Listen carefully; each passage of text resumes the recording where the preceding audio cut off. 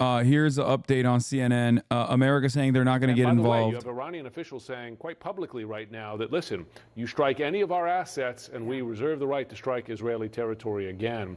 Is this a new normal, a new, more dangerous normal? Dangerous new normal in that, look, Iran lobbed more than 300 munitions at Israel, and what price is it paying on the world stage? A stiff G7 statement, sure, but it's already been sanctioned to the hilt. I don't know what else the international community can do to signal that it shouldn't do this again, and Russia and China don't seem to be helping. Meanwhile, Israel has been told, try anything against any of our officials again, and we'll do this again. Yeah.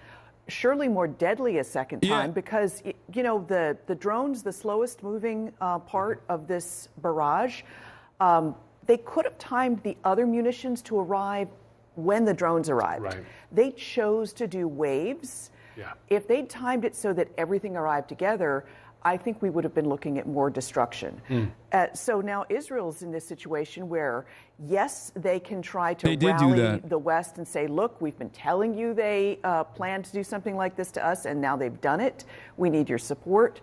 But Iran is going to keep pushing at Israel through Hezbollah, through the Yemeni fighters. The next time it does something, what's Israel going to do? Nothing? Yeah. I can't see that happening. They do have multiple levers. General Hertling, you heard CNN reporting earlier in the broadcast that Iran communicated to Turkey prior to this assault that it was going to retaliate, gave them a sense of what the options were. Turkey, NATO ally, then communicated that to the U.S. It is pretty funny that, like, the fundamentalist Ayatollah fucking regime of Iran has been infinitely more restrained in this process for the past 6 months. Restrained to a fault, mind you. Almost to a fault where they could be considered a paper tiger. Until they had their own soil struck by Israel, they did not fucking retaliate in a meaningful fashion. Which I was concerned about and last yet people are still like, you know, these racist, rapist, barbaric monsters. They did October 7 times 1,000. Like, they're the ones who are just so indiscriminately attacking Israel. It's like, what the fuck are you talking about? Your question, yeah. I would bet that that Iran also told other allies, and I'm talking specifically Russia, that they were going to do this. So a combination of Turkey and Russia, that this was about to happen. That's normal operation. You can never keep things secret. You have to tell your allies so they know how to react when it does happen and they're not surprised.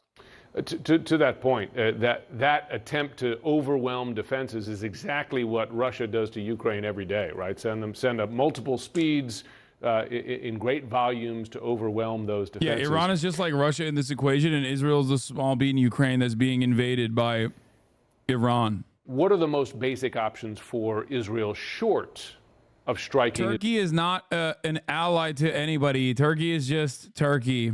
Turkey and Iran are not allies. Turkey is a mediator between Iran and the Western world. That's it. Launch some sort of attack like that over those distances, it would likely want You need to understand, all of those regional actors play both sides to come out on top, but Turkey plays both sides a little bit harder than anybody else, okay? If you think Turkey is on one side on any issue, you are wrong. They will take the opposite position every single fucking time in Iranian actions. Threat that if you do anything, Israel's pushback against its adversaries, its deterrence policy has always been, if you hit us, we'll hit you 3 and 4 times as hard, so that you'll never try it again. And Israeli officials have talked of their fear that the Hamas attacks on October 7th have punctured this idea that Israel has this amazing defense, and now anyone might try to do this again. So there's going to be pressure on Netanyahu and his war cabinet and his conservative government writ large to do something to let Iran know they can't do this again. Although the U.S. argument seems to be, listen, in this case, your defenses worked. Call it a win. We'll see. Masada oynuyoruz da masa götümüze girdi. Ekonomiyi düzelt lan. Hayvan oğlu hayvan. Thanks so much, of course, Lieutenant General Mark Hertling as well. We do have news into CNN, and that is that Israel, we're just learning, is now lifting in effect, shelter-in-place orders that we saw in the midst of this attack yesterday, which will allow schools to open tomorrow, a sign of perhaps some increased calm in Israel about the level of the threat now, at least for now. We'll continue to provide details on that news. Still ahead, congressional leaders on both sides of the aisle have been quick to condemn Iran's strikes on Israel. Now the pressure is on to pass additional aid for Israel. Thing is, there's already a Senate-passed supplemental that has that aid, as well as aid for Ukraine, which is still under attack, and Taiwan under threat from China. Iran wanted to make sure they hit the air bases that housed the F-35 fighter jets used to hit the embassy in Damascus, and they did. I mean, they hit one target with three cruise missiles are the only things that went through. Everything else they fucking got intercepted. The American coalition forces and obviously like American paid weapons, the interceptors, Arrow 2, Arrow 3, they did a phenomenal job of intercepting pretty much every single fucking thing. There is a talk that even the Jordanian coalition actually played a role in this, which of course puts Jordan in a unique position because Iran said anyone that interferes in our affairs and defends America or Israel will also catch the smoke. Oh, sorry, the ballistic ones, not the cruise missiles that got through. We're going to go now. Former commander of the U.S. CENTCOM says Iran could not replicate last night's attack tonight if they wanted to. The former commander for U.S. Central Command, General Frank McKenzie. I think that the ultimate take is that like Iran didn't use anything new. Iran demonstrated its like range capabilities and didn't use any new weapons that were while simultaneously showing that they could exhaust the Israeli defense capabilities. I'm sure this analysis will be the same. One lesson he taught, at Stanford I attended a masterclass on military strategy led by a person with decades of military experience. One lesson he taught I always remember was this. Say the U.S. decided to attack Iraq with a new stealth jet it hadn't used before that evaded all radars. That attack was a success. Was it strategic? Many in the class raised their hands to say yes, it achieved its goal. But the professor said it may not have been. Why? Because now your adversaries know your capabilities and it's a matter of time before they find ways around them. If this attack could be done with conventional weapons, it's better to keep your top weapons until you need them. Using them creates a disadvantage. My analysis is that the scale of Iran's attack, the diversity of locations it targeted, and the weapons it used forced Israel to uncover the majority of anti-missile technologies the U.S. and it has across the region. The Iranians did not use any weapons Israel didn't know it had. It just used a lot of them. But the Iranians likely now have a full map of what Israel's missile defense system looks like, as well as where in Jordan and the Gulf the U.S. has installations. It also knows how long it takes to prepare them, how Israeli society responds, etc. This is a huge strategic cost to Israel, while Arab regimes now are being blasted by their peoples, particularly the Jordanian monarchy, but not doing anything to protect Gazans, but going all out to protect Israel. Now, I think that this could be a fucking, this could be to a certain degree cope, but I do think that the goal is to exhaust the U.S. defensive capabilities, CENTCOM defensive capabilities, Israel's defensive capabilities, and to show that they can, fucking strike Israel, strike above Israel if on a moment's notice, which they did.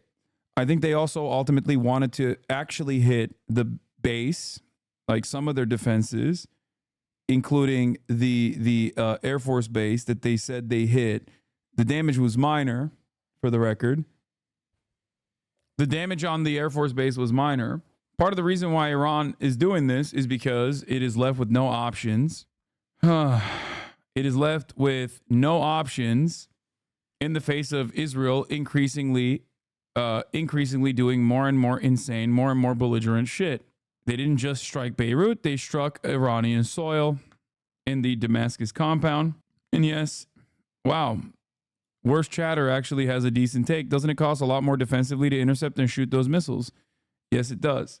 But if you're wondering why they told ahead of time that they were going to do this, it took 2 weeks for them to retaliate to Israel. Israel struck the Damascus embassy compound. Iran said on April 11th, Iran demanded the UN Security Council condemn Israel for striking Iranian soil and violating Iranian sovereignty.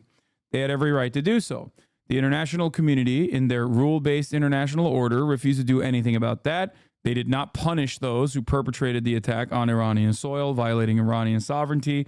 That's why they kept talking about the violation of Article 15, that Article 15 allows them to strike back at Israel. telegraphed that they were going to fight back, or 51, not 15, sorry.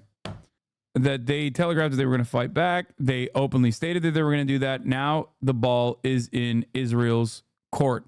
Depending on how Israel retaliates against Iran, and many of them are very horny to retaliate against Iran, opening up a completely new front with a 100 million plus nation, with a shit ton of defensive capabilities, with a shit ton of offensive capabilities, unlike any enemy Israel has fought ever before in the region. Israel might choose to open up a new front and try to forcibly bring America into the fray.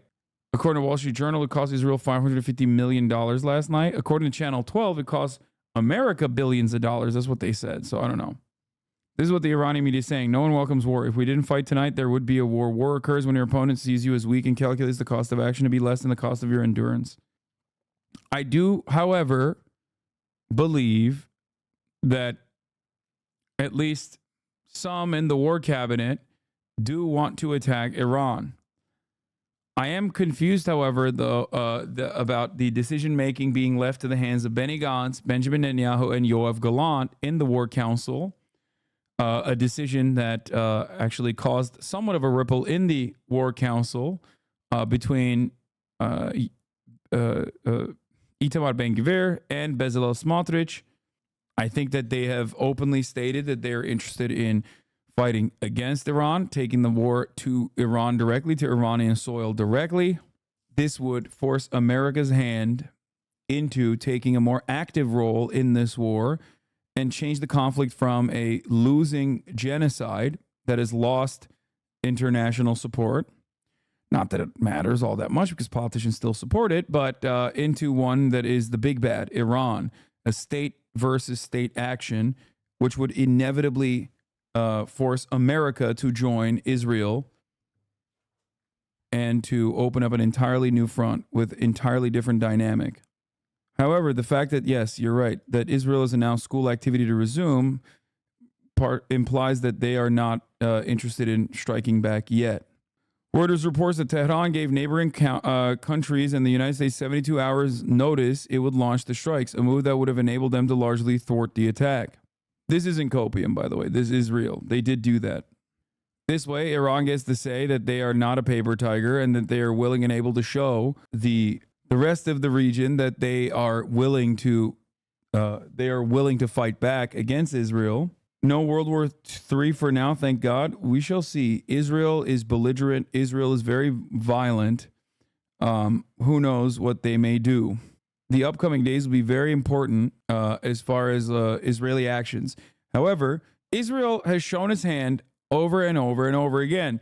Israel has proven once again that they, while they are irrational, only respond to force. What does that signal to every fucking regional actor? They only respond to military action and only back down when they get overwhelmed. They pulled out of Lebanon for that reason, because of Hezbollah. They only understand violence, which is a bad lesson to teach everyone in the region. The reason why regional actors are more restrained in their approach is because Israel also happens to have the real big bad, the United States of America, on their corner. So we shall see. Crucially, Iran can now reverse engineer all the intel gathered from the attack to make a much more deadly one credible, while the U.S. and Israel will have to redesign away from their current model, which has been compromised. Its success in stopping this choreographed attack is thus still very costly. Moreover, with the threat of a regional war that neither the U.S. nor the Arab regimes want feeling nearer, it's likely their pressure on Israel will back down will increase, making a ceasefire more feasible. Anyone assuming that this is just theatrics is missing the context for how military assess strategy versus tactics. Theater is an important factor, but gathering intelligence on the enemy's posture is more valuable. Netanyahu and the Israel government prefer quick and hot, urgent war where they can pull in America. The Iranians prefer a longer war of attrition that bleeds Israel of its deterrence capabilities and makes it an ally for Arabs and the U.S. that's too costly to have. Lastly, if you're a person who hates the war, if you want peace, the best and only way to get there in the region is to support the Palestinian struggle for freedom, justice, and dignity. That part I do agree with. There is no sustainable peace possible as long as Palestinians live under an oppressive system of apartheid. We shall see what happens. And so I think a lot depends on the details and whether there would be an amendment process. Well, the question also You mean is, opinion though, on that this? if a package were to come, that whether you like it or not, whether that would then derail, perhaps once and for all, U.S. aid for Ukraine, that there might be an attempt, because, as you know, there are Republican members of the House, a minority, but Republican members who don't want any aid for Ukraine. Would you vote for an Israel package at risk of Ukraine aid effectively being dead? Well, the details matter. I would, of course, insist that there be a Ukraine aid package or some clean bill, even if it's what Speaker Johnson is saying of loans. That's better than nothing. I mean, the situation in Ukraine is dire and urgent. Israel, yes, they need to replenish some of the defensive weapons, but Ukraine, if they don't get the artillery, if they don't get the weapons, Putin's going to take it over. So many Democrats are going to try to insist on getting a clean vote on the Ukraine bill. And we should note that Ukraine is coming under missile and drone attacks every day, largely on civilian targets and infrastructure. Congressman Ro Khanna, always good to have you on. Thank you, Jim. Still ahead this hour, Iran unleashed a major attack against Israel and promised further action if Israel is to respond. We're going to break down what is happening inside Iran as the world reacts to this attack. You are in the CNN Newsroom.